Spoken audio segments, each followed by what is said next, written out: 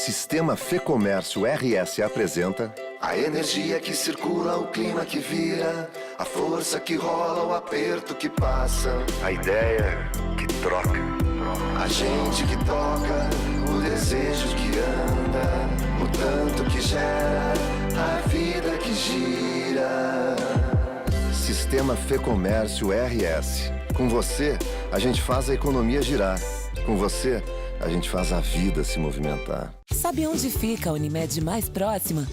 Na sua mão. Baixe o aplicativo Unimed Porto Alegre e encontre diversas facilidades como demonstrativo de imposto de renda, fatura digital, guia médico e rede credenciada, acompanhamento de autorizações e muito mais. Tudo isso em um novo visual com telas de fácil navegação. Baixe agora e aproveite essas e muitas outras funcionalidades que vão facilitar a sua vida. Unimed Porto Alegre. Cuidar de você. Esse é o plano.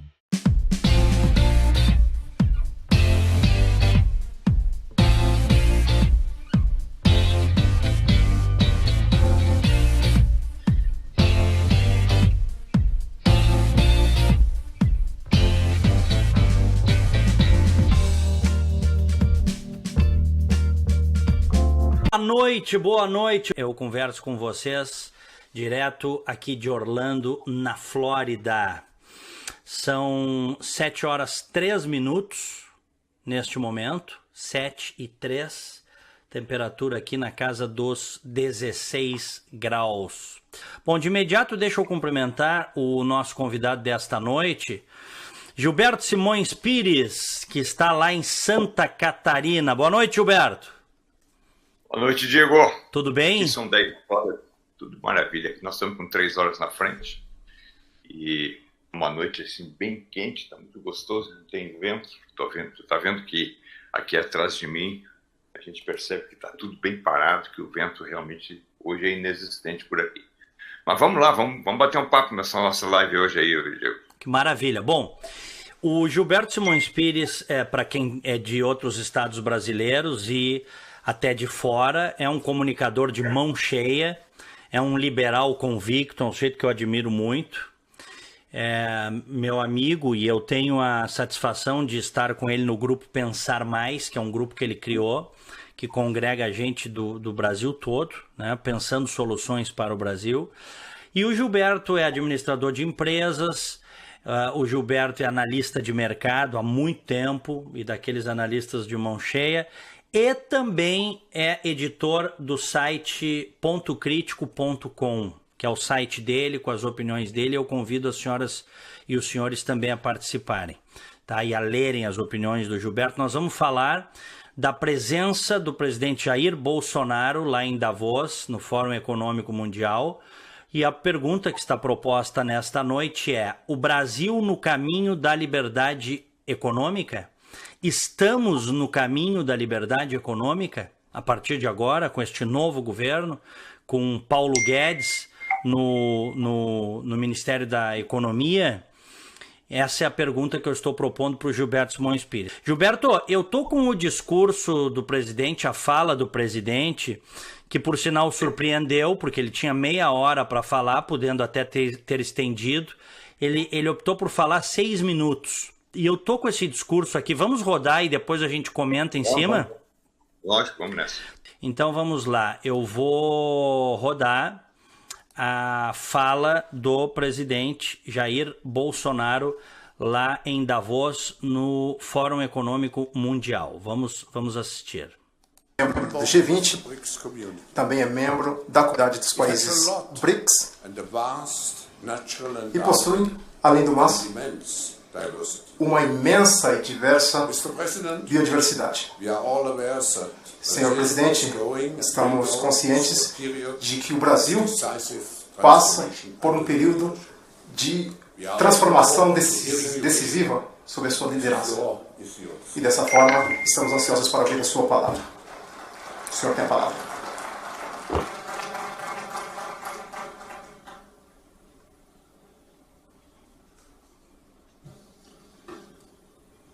Confesso que estou emocionado e me sinto muito honrado em me dirigir a uma plateia tão seleta.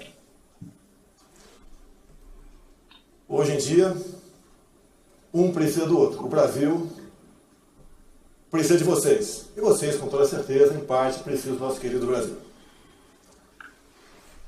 Boa tarde a todos. Agradeço a honra de me dirigir aos senhores já na abertura desta sessão plenária. Esta é a primeira viagem internacional que realizo após minha eleição. Prova da importância que atribuo às pautas que este fórum tem promovido e priorizado. Esta viagem também é para mim uma grande oportunidade de mostrar para o mundo um momento único em que vivemos em meu país e para apresentar a todo o novo o Brasil que estamos construindo. Nas eleições, mesmo gastando menos de $1 milhão e com apenas poucos segundos de televisão e sendo injustamente atacado a todo tempo, conseguimos a vitória. Assumir o Brasil numa profunda crise ética, moral e econômica. Temos o compromisso de mudar a nossa história. Pela primeira vez no Brasil, um presidente montou uma equipe de ministros qualificados, honrando o compromisso de campanha, não aceitando ingerências político-partidárias que, no passado, apenas geraram ineficiência do Estado e corrupção. Gozamos de credibilidade para fazer as reformas que precisamos e que o mundo espera de todos nós. Aqui entre nós, meu ministro da Justiça, Sérgio Moro, o homem certo para o combate à corrupção e para o combate à lavagem de dinheiro. Vamos investir pesado na segurança para que vocês nos visitem com suas famílias, pois somos um dos países primeiros em belezas naturais, mas não estamos entre os 40 destinos turísticos mais visitados do mundo. Conheça a nossa Amazônia, nossas praias, nossas cidades, nosso Pantanal.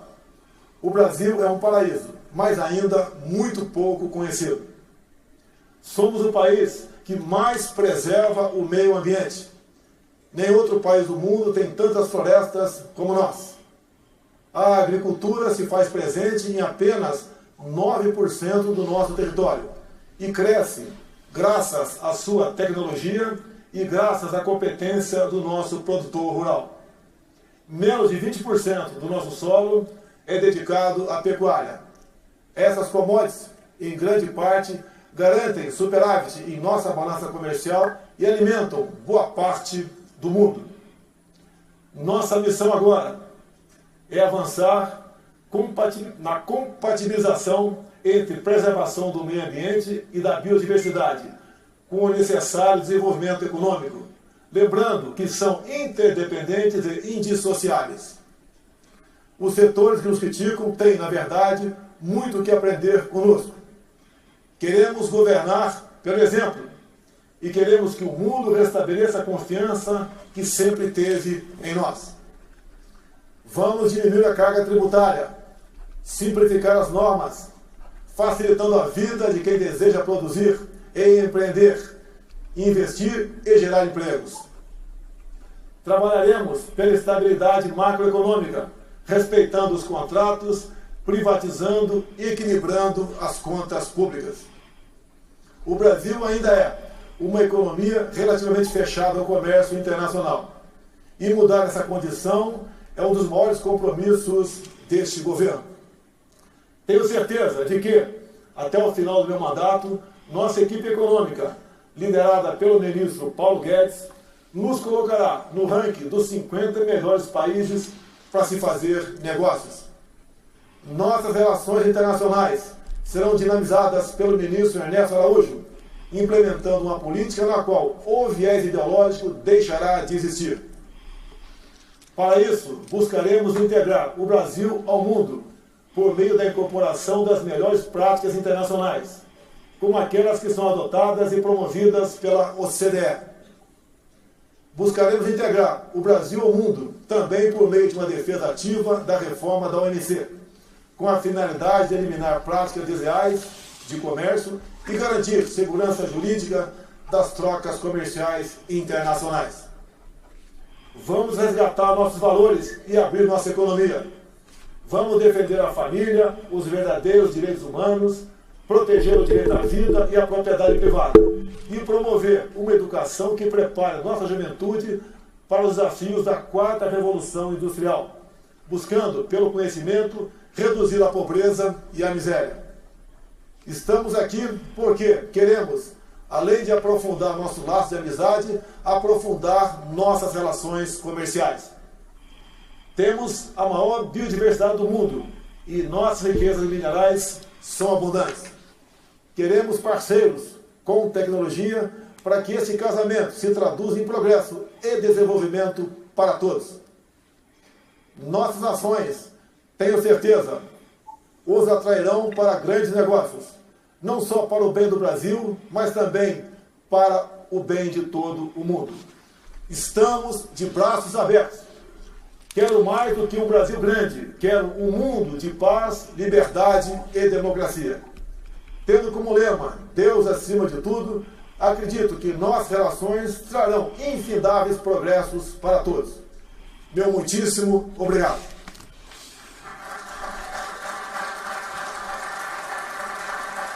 E aí, Gilberto, o que achasse do discurso do presidente Jair Bolsonaro? Olha aqui, Diego, há muitos anos eu não vejo ninguém do Brasil fazendo um discurso nem parecido com esse. É lógico, foi curto, e eu acho que ele tem os seus benefícios por ter sido curto, porque se é longo, aí começa a sair bobagem. Então é bom que ele seja curto, é bom que as pessoas fiquem pensando que faltou alguma coisa. Ele foi genérico, sob o ponto de vista da economia, dos valores morais, ético, moral e econômico, como ele citou. Falou bastante da equipe também, que transfere para a equipe aquilo que já está praticamente elaborado dentro do plano de governo. E ele cita o Brasil como um todo, como se fosse um paraíso, aí eu tenho minhas dúvidas. Mas quando ele fala na questão do meio ambiente, este é o momento e esse é o lugar certo. Esse é o endereço onde essas questões são sempre muito colocadas. Então, eu acho que ele foi bem. E ele deixa para amanhã, na entrevista do Paulo Guedes, que acontece entre 1h30 da tarde, 15 para as 2, e onde ele vai detalhar. Aliás, hoje o Paulo Guedes já fez um detalhamento para mais ou menos uma centena de empresários, um evento que foi patrocinado pelo Itaú, e ele deixou muito bem impressionada a plateia. É lógico que tu sabes muito bem, assim como eu e tu, e certamente muitos daqueles que estão nos assistindo agora, eu acho que a nossa taxa de ingenuidade já diminuiu bastante ao longo desse período, dessa nossa vivência no Brasil.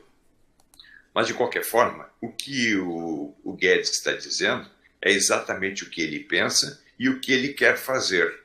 Se isso vai acontecer ou não, bom, em primeiro lugar, precisa esse Congresso aprovar, porque a maior parte das medidas liberalizantes, que aquelas que vão fazer parte da matriz econômica do Brasil, elas dependem de aprovação no Legislativo. Veja que já temos aí hoje, dia 22. Em 22 dias de governo, o governo fez muito pouco, porque não pode fazer muito mais. É uma medida provisória e um decreto-lei. Nada mais que isso. O resto nós estamos dependendo da aprovação do Legislativo. E o Legislativo a gente vê na Câmara dos Deputados um pouco mais de facilidade e no Senado um pouco mais de dificuldade para aprovar aquilo que exige 2/3. Aquilo que exige maioria simples eu não tenho grandes problemas. E o que exige maioria simples? Daquilo que eu entendo, Diego, e as pessoas que nos ouvem, aquilo que eu entendo como importante no Brasil neste ano são duas coisas. O resto é lucro. A primeira é a reforma da Previdência, por mais difícil que ela seja, as pessoas até têm, normalmente dizem, quem sabe a gente começa pelo mais fácil. Não, acontece o seguinte, a equipe de salvamento está precisando salvar milhões de brasileiros que estão metidos nessa montanha de escombros que foi feita a Previdência Social. Então não adianta. A Previdência Social ela está pedindo uma reforma. Sem reforma, tudo aquilo que o Jair Bolsonaro falou e tudo aquilo que o Guedes já falou hoje e vai repetir amanhã é simplesmente igual a zero. Então, nós precisamos da reforma da Previdência. Ela é fundamental e ninguém pode escapar dela. A segunda, que eu coloco na minha lista de prioridades, é a reforma tributária. A reforma tributária está mais fácil, porque ela já passou numa comissão especial do governo anterior e ela elimina a necessidade de passar de novo em todas as comissões para que ela seja aprovada na Câmara e no Senado. Então, ela vai diretamente para plenário. Então, por mais que tenham sido trocados alguns nomes na Câmara, muitos, no Senado alguns, eu acredito que não vamos ter dificuldade, porque ela também não é ideológica. Tu estás falando do relatório da proposta do Rauli? Na realidade, não é a proposta dele, ele é o relator da matéria. Sim, mas ele recebeu todas e ele sistematizou ali, né? Na realidade, Diego, se tu deve estar bem lembrado, porque tu também é um dos participantes, dos integrantes do Pensar Mais, sim. Eu abracei essa bandeira e alguns do Pensar, a maioria abraçou, não divulgaram tanto, mas que foi a do Movimento Brasil Eficiente. O Movimento Brasil Eficiente teve à frente o também pensador, o Paulo Rabelo de Castro, e junto com Raul Veloso, eles coordenaram esse trabalho do Movimento Brasil Eficiente e transformaram em números aquilo que representa a carga tributária e não se mexe na carga para não se mexer em problemas estaduais e municipais. Muito bem, quanto é que é a carga tributária? É 33%, 34% do PIB? Ok, deixa ela assim. Como é que nós podemos ganhar mais mantendo essa mesma carga? Basta que a gente seja eficiente, diminui a burocracia. E esse projeto que foi desenvolvido, foi apresentado e foi discutido mais fortemente lá em Comandatuba, o Rauli comprou a ideia. Assim como ele comprou a ideia na Câmara, o senador Paulo Bauer comprou no Senado. E eles abraçaram a causa, abraçaram essa bandeira e levaram para frente. Como dependia primeiro na Câmara, ela por várias vezes ela batia na trave para ser votada e, infelizmente, no governo Temer, que conseguiu fazer coisas importantes, abriu a possibilidade do Brasil se transformar num país mais liberal, mais longe do liberalismo que eu quero, muito longe, mas eu não estou, meu grau de exigência, eu não vou discutir ele hoje aqui, porque não adianta, não vai ser o que eu quero, mas então ele vai ser o que pode ser e aquilo que a gente puder fazer para que ele seja. Enfim, o Temer conseguiu, mas não conseguiu a aprovação. Então ficou para esse novo governo e, infelizmente, a gente ainda tem que esperar os 30 dias do recesso e a gente só vai ter isso a partir de fevereiro. Mas, enfim, ela simplifica e vou te dizer mais. Ela cria, se a passar do jeito que está, ela gera uma economia de 1 PIB em 10 anos. Só de economia pelo efeito desburocratização. A eficiência se ganha por aí. Portanto, sem mexer na carga tributária, porque aí não passaria nada, que aí ia mexer com os problemas estaduais, já estão quebrados com essa carga, imagina se ainda vai diminuir carga. Então não adianta. PIB em 10 anos. Gilberto, vamos arredondar então os números. Se o PIB em torno de 2 trilhões de dólares, tá? A gente teria 200 bilhões de dólares ano de poupança. É isso? Mais ou menos isso que é a economia. Economia calculada, não é chutada.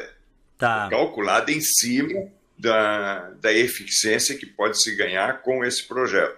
Agora, ele precisa ser aprovado. Eu estou certo que ele vai ser aprovado. Mas não foi aprovado. Sim, mas tu analisaste esse projeto, em seguida nós vamos entrar na questão do que o Bolsonaro falou e das propostas, mas pelo que tu viste deste projeto que está lá tramitando na Câmara Federal, ele é um bom projeto, então? Ele é um bom projeto, primeiro, porque ele mostra o grau de eficiência que vai ser conseguido. Isso é fundamental. Muitos tributaristas não gostam de projetos que tiram eles do meio do caminho. Mas ele é realmente interessante porque ele tira muita da confusão que existe hoje na questão da carga tributária. Então, isso resolve. Agora, independente dele ser bom, ele não tem ideologia. Uhum. E se ele não tem ideologia, então as pessoas não têm tanto ranço contra o projeto. Até porque, olha, não existe deputado que não seja de uma cidade no Brasil, não seja de um estado no Brasil. E, consequentemente, ele não quer o mal do seu estado dentro da sua cidade. Então, como ele vê a possibilidade de aumentar o número de negócios pela diminuição dessa burocracia, aí depois a gente pode pensar em carga tributária. Isso é uma questão que o presidente já deve estar analisando com o próprio Paulo Guedes. É lógico que quanto menor o imposto, maior será a produção e maior será o interesse dos investidores. Olha aqui, ó, eu anotei, eu rodei aí para o pessoal assistir, Gilberto, e eu anotei algumas coisas. Eu te confesso o seguinte, as pessoas até podem criticar o presidente da República pelo que elas quiserem, nós estamos numa democracia, e eu acho que até faz bem muitas vezes a crítica, tá? Em qualquer democracia do mundo. Mas eu analisando o discurso, eu te confesso que é o seguinte, eu não vejo, assim, tem um pontinho só que eu teria feito diferente. De resto, olha aqui, ó, o discurso, eu vou dizer o seguinte, podem dizer que foi um discurso superficial, como muitos estão dizendo, discurso fraco, setores da imprensa dizendo que pegou muito mal na Europa. Olha as coisas que ele fala aqui, ó. Ele falou em abrir a economia brasileira. Isso para mim é sinfonia para os meus ouvidos. Ele falou o seguinte, tá? Ele falou o seguinte, diminuir tributos, eu anotei aqui, simplificar normas, respeito a contratos, privatizações. Marco regulatório. Marco regulatório, que é fundamental para qualquer pessoa que queira investir num país. Ele vai perguntar, eu tenho garantia de que esse negócio vai ser assim como vocês estão dizendo, ou ele vai mudar ao sabor da vontade ou da cor dos olhos de quem está governando? Marco regulatório é extremamente importante. Para quem fala em privatização, para quem fala em abertura da economia, não existe nada mais fundamental do que marco regulatório. Perfeito. Falou da ineficiência do Estado brasileiro, que eu anotei aqui, quer botar o Brasil entre as 50 melhores nações para se fazer negócios. Todo mundo sabe que o Brasil é uma economia extremamente fechada, né? Falou... Quando ele diz... Espera um pouquinho só, vamos fazer... Tá. Quando ele fala que ele quer colocar entre as 50, é bom que todo mundo saiba que nós estamos na 109ª posição hoje. Então, tirar da 109ª, passar para menor do que 50, ou no máximo 50, é um salto espetacular, Diego. Espetacular. Por enquanto está na hora do discurso, mas se isso acontecer em torno de 60%, 70% do que ele falou, bom, aí é brincadeira, aí nós estamos no melhor país do mundo. Gilberto, ó, eu vou te dizer o seguinte, tá? Se fizer 50%, nós já estamos no melhor dos mundos. Não, olha, se fizer 50%. Outra coisa, ele cita no discurso o que me parece ser o tripé da administração dele. Ele cita, então, o Paulo Guedes, né, no Superministério da Economia, ele cita o Moro no Superministério da Justiça e ele cita o Araújo, que é o chanceler. Esse é o tripé, essa é a estrutura do governo dele. Então ele os prestigiou, né, no discurso, que é o primeiro grande discurso perante o mundo. E aí ele fala aqui, ó, Gilberto, em redução de pobreza e miséria. Ele diz, olha, nós vamos trabalhar para reduzir a pobreza e a miséria. Não precisa nem trabalhar, Diego. Sim, mas o que eu quero te dizer é o seguinte, se tu bota esse discurso né, falar em redução de pobreza e miséria, e ele termina dizendo ali, antes de dizer o slogan da campanha, queremos paz, liberdade e democracia. Se tu bota isso na boca do Lula, da Dilma, ou do FHC, ou de qualquer um outro, vai todo mundo bater palma. E eu notei uma enorme má vontade com o discurso, que tu, inclusive, aplaudisse, né? Porque o discurso está correto. Não, esse é um problema sério no Brasil. O discurso está correto. É um discurso de liberdade econômica, de tornar o Brasil um país aprazível para se prosperar, para se progredir. Agora, vamos ver se sai do papel o discurso, né? Exatamente. Quer dizer, como é que isso aí sai do papel? Por enquanto, nós estamos no terreno das intenções, das propostas que já estão colocadas, e agora só falta transformar ela em ações. Então, a parte analítica já foi feita, nós já temos o diagnóstico do país, nós estamos num processo de adaptação. Essa é a adaptação entre aquilo que está no plano de governo e a possibilidade de que isso venha a acontecer, e depois, uma vez acontecendo, ele tem que botar o bloco na rua. Botar o bloco na rua e fazer acontecer tudo isso que foi relatado, e tudo isso que foi relatado está no plano de governo. Ou seja, não existe nada diferente daquilo que a gente ouviu na campanha, daquilo que está escrito e daquilo que foi dito hoje. Então, agora o que falta? Agora só falta a gente ultrapassar essas barreiras chamadas votação em plenário, e a gente conseguir. Agora, se mudarem muito desses projetos, aí a gente vai transformando isso num Frankenstein. Tomara que isso não aconteça. Agora, achar ruim isso, bom, então eu não sei o que as pessoas querem. Se as pessoas dizem assim, mas isso te agrada 100%, é lógico que eu vou querer muito mais. Mas olha aqui, ó, em primeiro lugar, eu entendo que essas pessoas que estão no governo, os que realmente mandam, e não os que executam essas tarefas de ministério, que mandam, eles vão na caserna. E a caserna, o que é a caserna? A caserna é um aprendizado onde o nacionalismo ele ainda tem um peso muito forte. E quando se fala nacionalismo, eles têm uma certa dificuldade de fazer muitas aberturas liberais. Então, mas, de qualquer forma, a gente vê que já tem alguns discursos bem diferentes. O discurso do Mourão me agrada muito. Hoje ele se diz absolutamente convencido de coisas que ele não estava convencido há 4, 5 anos atrás. Isso é muito bom. Isso é muito bom. Parece que os militares, assim, as cabeças pensantes do Exército evoluíram muito, né? Eu tenho essa sensação, né, Gilberto? Do ponto de vista econômico, né? Porque Gilberto, por que eu digo isso, tá? Porque a gente cita muito, hoje eu até comentei no Rádio Livre, à tarde, no programa da Rádio Bandeirantes, o negócio é o seguinte, a gente fala tanto do modelo chileno, que é um modelo de sucesso, a gente fala tanto do modelo sul-coreano. Esses modelos de liberdade econômica foram implantados a fórceps durante ditaduras, né? Os nossos militares também tiveram 20 anos no poder, tiveram a faca e o queijo na mão para fazer e não fizeram. Então isso é uma crítica que eu faço a eles.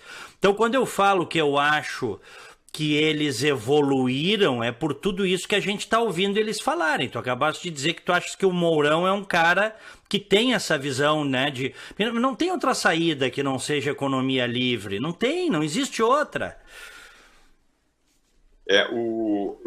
Tu toca em alguns pontos aí que eu acho que vale a pena a gente tocar mais a fundo. Sim. Até para o pessoal que está nos assistindo entender. Primeira questão, os militares, vou falar genericamente. Tá. Eu vou tirar, inclusive, o Vilas Boas desse contexto. Vilas Boas é uma bela cabeça. Esse aí vale a pena a gente escutar ele. Mas o que acontece? Quem é que estava brigando? Quem é que gritava mais antes da campanha eleitoral? Quem gritava mais, pedindo ordem, pedindo o retorno da ética, eram os militares da reserva. Os militares que estão na ativa, eles estavam mais quietos e eles estavam com uma nova estratégia.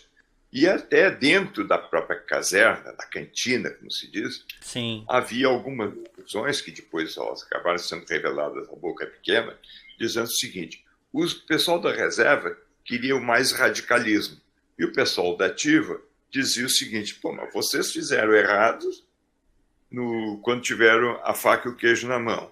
Agora que nós queremos fazer da coisa da maneira certa, ou seja, usando o lado democrático, e nós não estamos querendo usar a intervenção militar, por mais que ela tenha sido aprovada no Congresso lá em 1964, por mais que tenha sido aprovada, depois ela acabou sendo destruída pelo AI-5. E esse novo governo não vê a coisa assim. Ele diz assim: não, se do jeito que vocês fizeram deu errado, e eles estão falando com relação a eles mesmos, ao pessoal que está na reserva. Então é melhor a gente fazer a coisa como deve, vamos fazer pela forma democrática, pelo voto. Então, esse pessoal que está entrando, eles estão corrigindo os erros que foram feitos no passado. E eles não gostam de ouvir a palavra intervenção, porque eles sabem que intervenção junta exército com ditadura. Uhum. Então, esta coisa tem que ficar muito clara. É lógico, nós estamos conversando aqui e nem isso não vai ficar muito claro para todo mundo com tanta rapidez. É preciso que as pessoas entendam. O maior concentrador de renda, riqueza, é o Estado brasileiro. Ele fica com quase 40% do que as pessoas produzem. Não é isso? Ele fica com quase 40% e ele interfere em 60%. É mais do que isso. 40% no financeiro e 60% no todo. Tá bem. Ele leva 40% das pessoas. E aí vai me falar em pobreza, mas lógico, só pode ter pobre mesmo, é uma indústria de pobreza. Uhum. O Estado maior é o imposto. E toda vez que tu recebe um dinheiro, quer seja R$1, R$100 ou R$1.000, e tu tem que pagar o imposto, tu estás renunciando a alguma coisa que tu poderia dar para ti, para tua família, para entregar para o Estado. Uhum. Entende? E goste ou não, aceite ou não, sem nenhuma crítica às pessoas que trabalham no setor público, mas todo funcionário público que usa gravata, camisa, automóvel, viaja, ele só faz isso porque alguém pagou imposto. Ou seja, ele se apropriou do valor de alguém que produziu. Uhum. Se a gente entende que Estado deve existir e que pessoas devem cuidar do Estado, então nós estamos dispostos a dar gravatas, camisas, automóveis, viagens para essas pessoas que estão lá. Mas é o denominador comum. Mas tem que limitar o Estado, né? Limitar o seu poder, limitar o seu tamanho. Está limitando a minha atividade. É o contrário. O Estado diz o que eu devo fazer, inclusive, se eu não devo fazer, porque ele é o tipo do sócio que não quer saber se eu vou ter risco no meu negócio. Ele não pode ter risco. E a coisa mais interessante que essa substituição tributária, antigamente a gente dizia assim, não é o empresário que paga imposto, quem paga o imposto é o consumidor. Hoje não é assim. Ele paga o imposto e não sabe se vai vender. E ele pode ficar com o bico na mão. Mas o Estado brasileiro cria as coisas, né, para engordar, para enriquecer. Agora, discurso não enche boca de ninguém. O que enche são ações. E eu gostei do discurso, mas também estou sentado aqui esperando as ações. Aliás, o investidor internacional e também o nacional, eles estão confiantes até ali. Se não passar essas reformas que nós referimos no início da live, pode estar certo que o investimento não vem. Uhum. Não vem. E tem mais. Se apresentar hoje, nesse momento, agora, são aqui 23 horas e 12 minutos aqui no Brasil. Aqui na Flórida, onde inclusive tu tens apartamento também, 8 horas e 12 minutos da noite, lógico. Até quando vai o horário esse? Até fevereiro. Até fevereiro. Bom, então, se aparecer agora um investidor aqui, na minha frente, sentar aqui e dizer assim, olha, eu tenho X recursos e quero investir no Brasil. Uhum. O que eu tenho de garantias de que esse investimento não vão me incomodar? O mercado ele vai tomar risco, mas qual é a coisa? Em primeiro lugar, ele ia dizer assim, qual é o lugar que está pretendendo? Se disser que o lugar é Rio Grande do Sul, pode estar certo que deve ter mais de 20 estados que vão oferecer condições muito melhores que o Rio Grande do Sul. É. Inclusive aqueles que estão dispostos a fazer a lição de casa no regime de recuperação fiscal, coisa que o Rio Grande do Sul até agora demonstrou que não tem interesse. A única coisa que o Rio Grande do Sul sabe falar é de uma coisa tão nojenta, mas tão nojenta, que é falar da Lei Candir. Esse negócio eu já não aguento mais, eu digo. A Lei Candir não muda nada a situação, porque o Brasil é um só, e se tu tira dinheiro bota dinheiro do Estado que vem da União, alguém te tirou algum dinheiro do bolso chamado União. Uhum. Isso não é uma bobagem. Nós precisamos aumentar a produção e não repartir imposto. E tem mais, o imposto que não existe. Quem exporta não paga imposto. Como é que alguém vai pagar um imposto que não existe para um outro que acha que tem direito? Esse é o Estado do Rio Grande do Sul. E eles falam isso de boca cheia. Tem deputado que está convencido dessa bobagem. Eu não posso entender. Então, olha aqui, ó. Ou as pessoas começam a entender esse negócio, ou vão ficar repetindo nas esquinas essas mesmas bobagens, porque acham que ela é bonita, é agradável, é simpático. Bobagem, isso é bobagem. Uhum. Ô Gilberto, voltando ao discurso do presidente Bolsonaro lá em Davos, ele falou em abrir a economia, nesses termos, né? Vamos abrir a economia. O que tu entendes do discurso dele quando ele fala em abrir a economia? De que forma isso aí vai ser feito? Olha, isso é aquilo que o Guedes vem falando, já vem falando. O Guedes é o defensor da abertura e o Bolsonaro, ele agora começa a repetir isso porque ele passa a entender os benefícios da abertura econômica. O Brasil não figura bem no índice de liberdade econômica, figura muito mal. Isso quer dizer que os resultados, o índice ele é fruto de resultados. Ninguém fabrica índice. O índice é baseado em uma série de coisas. Como nós temos nós não sabemos. O Brasil exporta muito pouco. Nós somos o maior exportador de soja, nós somos o maior exportador de café, nós somos os maiores exportadores de algodão, mas soma tudo isso, não dá 1% do comércio internacional. É. Nós somos insignificantes. Nós ficamos tão preocupados que agora que a Arábia Saudita proibiu lá os frigoríficos de exportar frango, nós entramos em desespero, porque nós estamos concentrados. Nós não sabemos exportar ainda. Não nos deixam exportar. Agora que a gente começa a ter... Nós criamos uma porcaria chamada Mercosul. O Mercosul foi para dificultar, não foi para facilitar a exportação. Ô Gilberto... Porque a gente não pode fazer acordos bilaterais. Quais são as travas? Então fala bem objetivamente, quais são as travas que nos impedem de sermos ativos nesse comércio internacional? Um deles é o Mercosul. Porque se eu quiser fazer um acordo bilateral, eu vender para o Diego vender para mim, não posso. Porque eu tenho um acordo firmado do Mercosul que não pode ser assim. Tem que ser via Mercosul. Então tem que botar fora esse troço. Mas olha aqui, ó, o Mercosul, eu lembro que quando ele começou, algumas das agendas do Mercosul foram discutidas aqui no Rio Grande do Sul, ou aí lá no Rio Grande do Sul, porque eu estou em Florianópolis, estou em Orlando. E nessas discussões, a gente viu o seguinte, mas qual é o propósito? É uma agenda comercial? No fundo, existia uma agenda política por trás. E ela ganhou uma notoriedade muito grande nos governos petistas. Porque ali a gente já não sabia mais o que era Mercosul e o que era Unasul. As duas coisas. Então, nós queríamos trazer para dentro do Mercosul, tirar o Paraguai, que era só porque o Paraguai espantou o Fernando Lugo, a ideia já foi tirar o Paraguai. E a gente trouxe a Venezuela, que hoje está suspensa do Mercosul. Infelizmente está suspensa, deveria sair para sempre. E tinha que acabar o Mercosul. E nós temos que começar a ir para o mercado internacional com liberdade econômica. Não, nós estamos sempre... A maior preocupação do Brasil é criar sobretaxa. Tudo tem que ter uma sobretaxa. Por que tem que ter sobretaxa? Para onde é que vai a sobretaxa? Alguém vai ter que pagar, e é o consumidor que paga. Então, está lá o caso da União Europeia.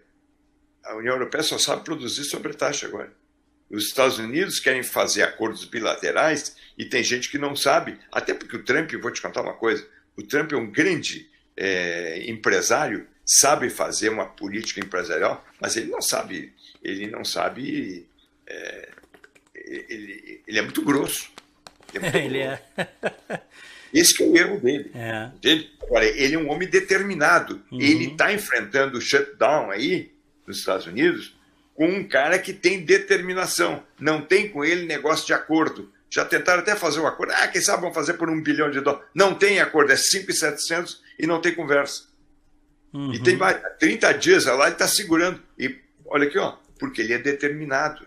Nós temos que ter determinação. O mercado internacional, o mercado de importação e exportação, tem que ter política de ida e volta. Nós só queremos vender, não podemos comprar nada. E quando compra, tem que botar sobre taxa. Que negócio é esse? Ele, a propósito do Trump, a Nancy Pelosi, que é a líder democrata na Câmara dos Deputados, ela pediu para ele não fazer o discurso aquele do State of the Union. Se não me engano, é dia 29 agora, que o presidente vai ao Congresso e fala. E aí todos os holofotes estão para o presidente e ele disse, olha aqui, com governo parado ou sem governo parado, está mantido o discurso e eu vou no Congresso falar. Eles são... O presidente não é para as pessoas gostarem ou não gostarem, ele tem que ter posição.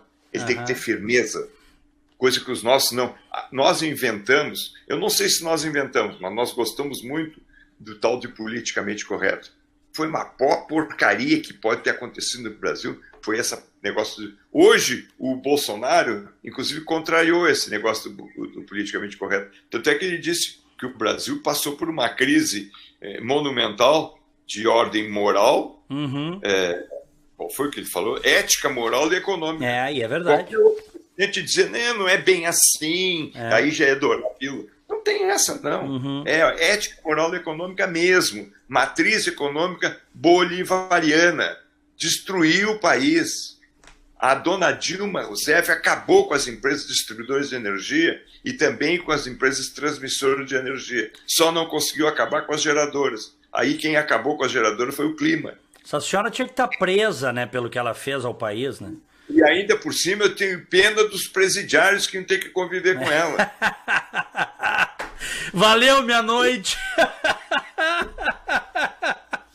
Espetáculo, valeu, minha noite. Só por ouvir essa. Gilberto, bom, ainda na questão de abertura de mercado que o presidente Bolsonaro falou lá em Davos, tu estás então falando em acordos bilaterais que ele deve começar a fazer agora. Bom, quando eu falei em acordos bilaterais, estou falando na parte comercial. Tá. Agora, na parte financeira, nós precisamos atrair capitais. Tá. E não temos produto para vender para esses capitais que nós não temos capacidade interna de absorção. Por exemplo, o Brasil tem 139 empresas estatais federais. Se a gente somar as estaduais e municipais, tem mais de 400. Mas vamos pegar só as federais, que nós estamos falando de um governo central. Falando de Bolsonaro, que é um governo central. Se a gente conseguir vender 50 empresas estatais ou fechar, a gente não resolve o problema, melhora muito. O bom era acabar com todas as 139. Mas a gente sabe aqui que dificilmente a gente vai conseguir vender uma Petrobras, um Banco do Brasil. Isso não vai existir. Eu gostaria, mas não adianta eu gostar. Eu nem vou fazer mais essa. Agora, a Petrobras, ela pode desverticalizar. Ou seja, quer ficar no setor de exploração, fica no setor de exploração. Quer ficar no setor de bacias, fica. Agora, sai do refino, sai da distribuição. Por que tem que ficar no refino com esse monopólio? São 14 refinarias no Brasil, 12 são da Petrobras. Que negócio é esse? Isso não é livre mercado. Isso não é livre mercado. Deixa que outros façam isso. Aí nos Estados Unidos tem mais ou menos umas 30 refinarias. E elas vão lutar no mercado, cada um com o seu grau de eficiência, e tu sente isso nos postos de gasolina, que tem um em cada esquina, e eles disputando preço. E tem uns que fazem questão de não baixar preço. É problema de comum. Mas nós temos mania de ser dono de tudo. Energia elétrica, felizmente, o Wilson Ferreira Júnior, na presidência, no governo do Temer, ele conseguiu fazer com que o Brasil se visse livre de todas as distribuidoras. A última foi aquela porcaria lá da Amazonas, que conseguiu ser leiloada por quase que R$1. Quem assumiu uma dívida monstruosa. Então as distribuidoras já foram. Agora precisamos privatizar as transmissoras. Então nós temos que começar por aí e sair de empresas absurdamente loucas aí. Sai desse negócio, fecha o que não der para vender e vende o que puder vender. Tem que sair desse troço. Então, o Brasil tem jeito? Tem, lógico que tem. Agora, é preciso que as pessoas queiram que resolver os problemas. Eu quero. Ô Gilberto, tava lendo agora no final da tarde que o governo Jair Bolsonaro pretende, dentro do Plano Nacional de Energia 2030, construir de 4 a 8 usinas nucleares, evidente, para a produção de energia. O que tu achas disso? Eu acho que o governo não tem nada que produzir coisa alguma. Ele tem que chamar empresários interessados, deixa que eles façam os investimentos e que cobram seus riscos. O governo não é para isso. O governo nunca foi empresário e toda vez que se meteu, deu errado. É pior que gaúcho ser banqueiro. O Rio Grande do Sul não tem vocação para ser banqueiro. O povo gaúcho não tem vocação para ser banqueiro. Se meteu uma vez, quebraram os 3. Quebrou tudo. Aí tivemos que transformar aquela porcaria que eram os 3 no Banco Meridional. E aí foi uma luta para vender aquela porcaria também. Quer dizer, a gente só se mete em dragas. Que vontade. Aí por isso que o governo não está cuidando de educação. Aliás, também nem devia cuidar disso, porque também não sabe cuidar. Entrega para a iniciativa privada e controla. Bota um sistema de fiscalização sem ideologia. Vai fazer justiça, que é o que nunca aconteceu no Brasil, foi justiça. Isso é tarefa do Estado, mas nunca fez. Ou vai me dizer que é justiça deixar a Dilma poder concorrer? Isso foi justiça que o Lewandowski fez? Não reconheço. Sabe que o Brasil tem 2, né? Tem a Angra 1 e 2. E acho que 1 ponto alguma coisa, até o antagonista publicou isso, da nossa energia vem daí. Aqui nos Estados Unidos, se não me engano, 20% da energia do país é produzida em reatores nucleares, viu, Gilberto? Não, estatais. Imagino que não, né? Porque imagino que não, porque o americano sabe que estatal... Tem empresas estatais aqui, né? Aqui a gente vê, tem empresa de energia, algumas que são estatais, você tem... Inclusive no Canadá também tem, mas com outras regras. Claro, você tem... Funcionário público não tem estabilidade no emprego. Que não, claro a meritocracia que manda nessas empresas. Eles têm método para cumprir. Eles têm o compliance. Nós nem sabemos meio o que é compliance aqui. Eles compliance há muito tempo. Sem dúvida, sem dúvida.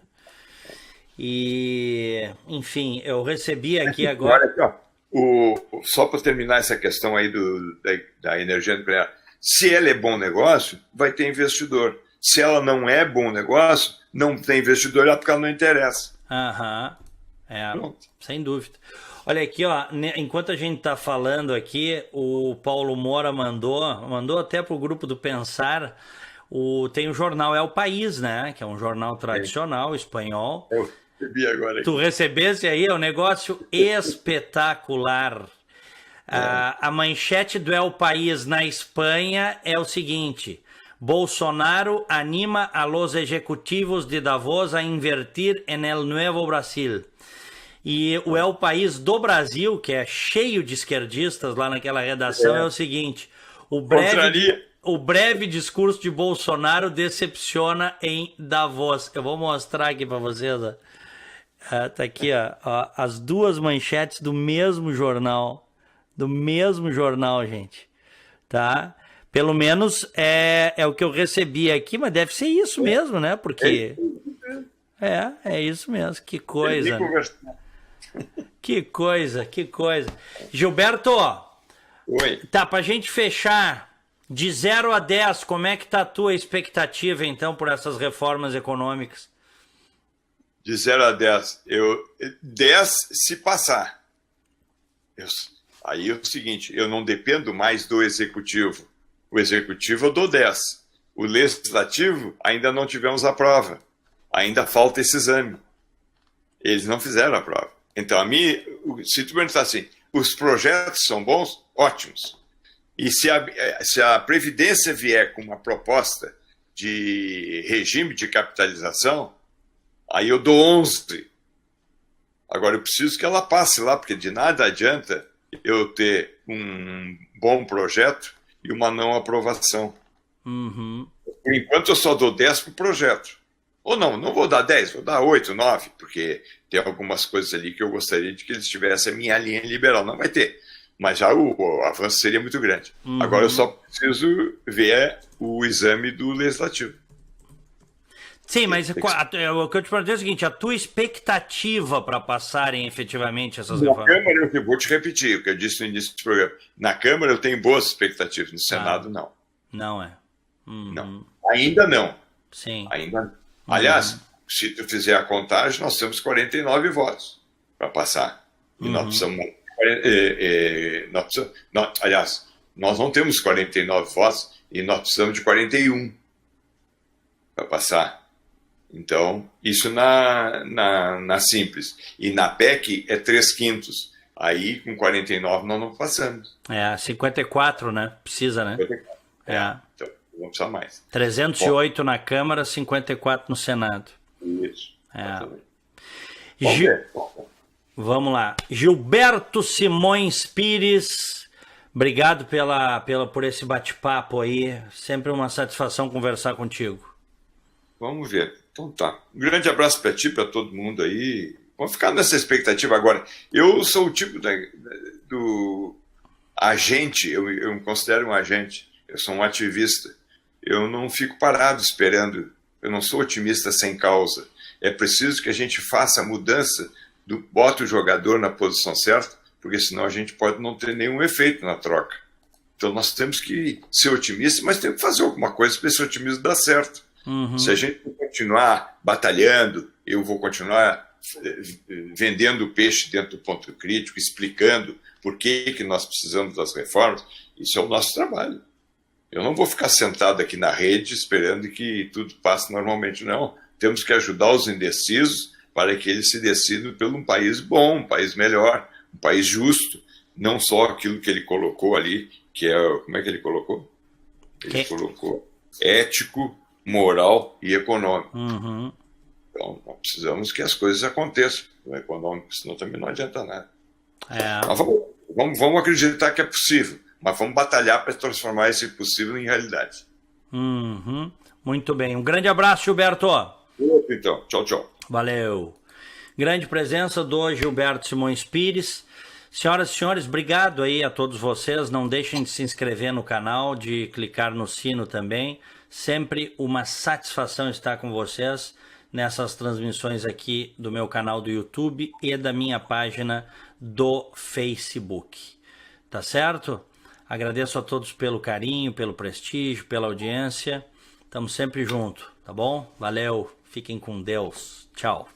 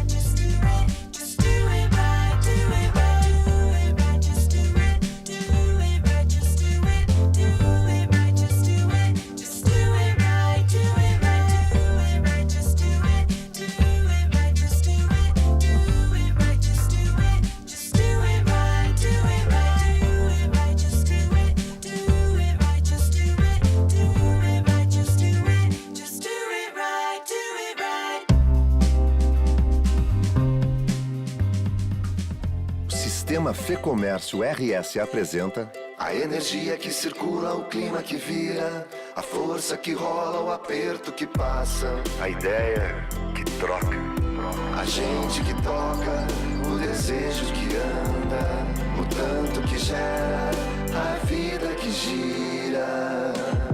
Sistema Fecomércio RS. Com você, a gente faz a economia girar. Com você, a gente faz a vida se movimentar. Sabe onde fica a Unimed mais próxima? Na sua mão. Baixe o aplicativo Unimed Porto Alegre e encontre diversas facilidades como demonstrativo de imposto de renda, fatura digital, guia médico e rede credenciada, acompanhamento de autorizações e muito mais. Tudo isso em um novo visual com telas de fácil navegação. Baixe agora e aproveite essas e muitas outras funcionalidades que vão facilitar a sua vida. Unimed Porto Alegre. Cuidar de você. Esse é o plano.